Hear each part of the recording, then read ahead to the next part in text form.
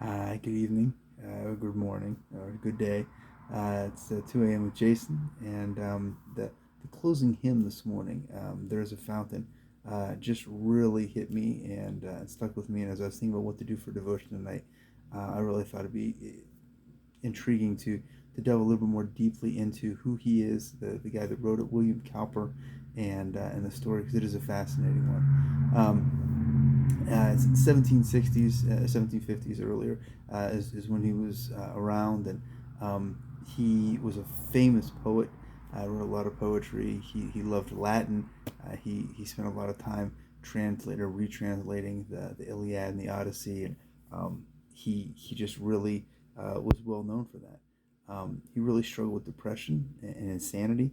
He actually had to be institutionalized for that. It got really bad whenever his wife was dying, and so he was institutionalized. Tried to kill himself 3 times, but while he was in the institution, um, he met John Newton, who wrote Amazing Grace, and Jesus saved William Cowper.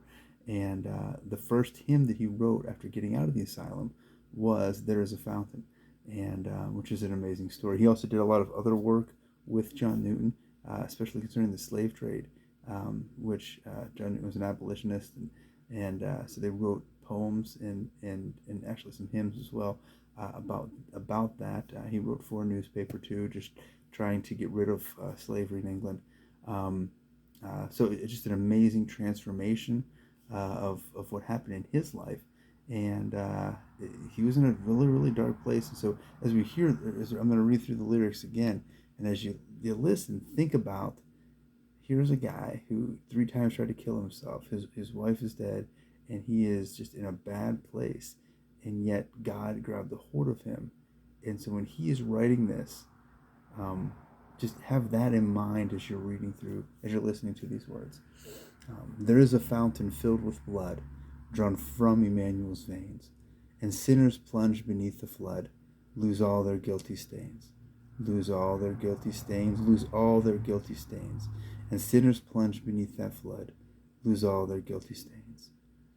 The dying thief rejoiced to see the fountain in his day, and there have I, though vile as he, washed all my sins away, washed all my sins away, washed all my sins away.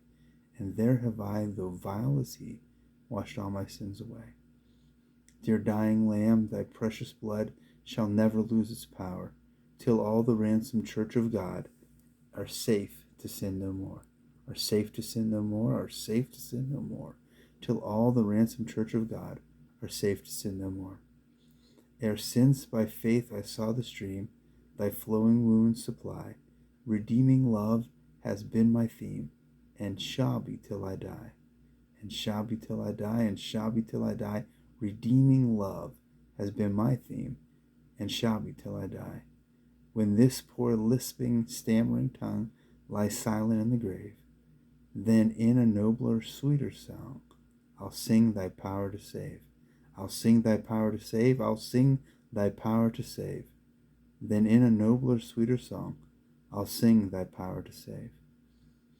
We think about what he had been through, and yet Jesus rescued him. Jesus said, he who has been forgiven much loves much.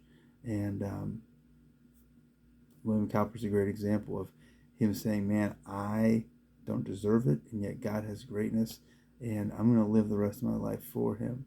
And so praise God that he did, and praise God for that hymn and the opportunity we had to sing it today. And yeah, it's powerful stuff. Powerful stuff. God can use all of us, despite the sin that we've been, despite the struggles that we still have. God says, I got plans for you, and I love you, and I died for you. So hope it's an encouragement to you, and a little bit of a history lesson. Have a good night.